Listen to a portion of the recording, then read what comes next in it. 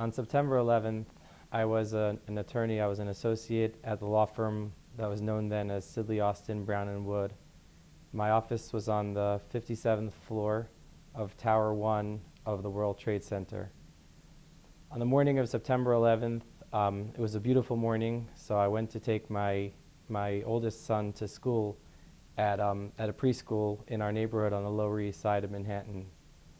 Because it was a nice day, I decided to walk to work that morning, and I was walking along from the East Side down to the World Trade Center, and as I walked near the City Hall neighborhood, maybe 2 or 3 blocks away from the World Trade Center, I heard a tremendous bang, as if an explosion, as if there was a sonic boom. I went to New York to take a deposition in a case that was to be tried in 2 weeks.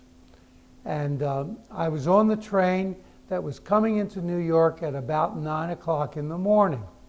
I was in the cafe car, sitting looking out the window, and someone came running into the car and said, "Look, one of the World Trade Towers is on fire." I had gone to New York for meetings, and this was the day after the meetings, and my sister and I, on September 11th, were in an office near 57th Street and Madison Avenue at about right before the Twin Towers were attacked. I was representing a local bank that had a transaction that required a closing in New York. The attorneys on the other side of the transaction were in a large New York firm that was located in one of the towers. And we were scheduled to close on September 11th in New York. A few days before the closing, in talking to my client, we decided that the transaction was not ready to close. There were too many open issues. So obviously on the 11th, I wasn't there the way I might have been. I looked up at the time and I saw a large black hole in the tower that I worked in, Tower 1 of the World Trade Center. And we all looked out the window, we looked up, and we could see the smoke coming out of the first tower that was hit. All of us speculated that it must have been some light plane that got lost and ran into the building, which would have been surprising because it was a clear day. Some people were guessing that there was an airplane that hit the building. No one at the time expected it to be anything more than an accident or some sort of explosion. We all just stood there and watched in awe as the smoke was pouring out of this huge hole in the tower that I worked.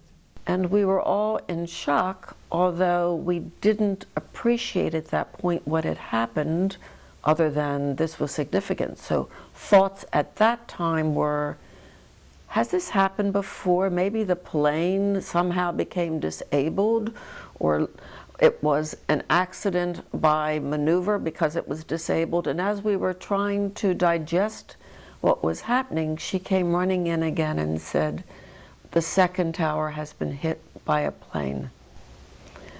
At that point, we were silent, and the reaction was, something terrible has happened to our country. I think I said to my sister, our country has been invaded. They were anxious to get as many people as they could out of the city. And what was so remarkable was that among the people on the train were a number of people who had been in the World Trade Center and in buildings around the World Trade Center and had managed to get out and save their lives.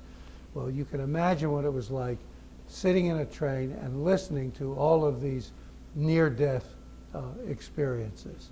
I think my reaction was the same as everyone else's, focusing on what did happen and the people who were there, but not on myself, and that had things been different, I very well might have been in there. It definitely did. It has to affect anybody who was there or probably wasn't there at the time. It affected me in many ways. For example, living in America, we feel very secure and safe, and you can't imagine that something like this would happen. And suddenly you realize that here in our backyard, a mile away from our home, and in front of my eyes, we watched a world-class tragedy occur. It helped give perspective on on life and on your relationship with your family, your relationship with your religion. It helped me in a way focus on what's really important and what's not important, because you realize that what you have today can be gone tomorrow.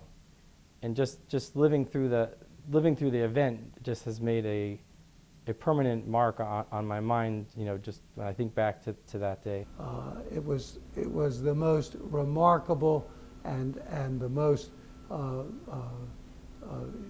shattering experience that I had ever had.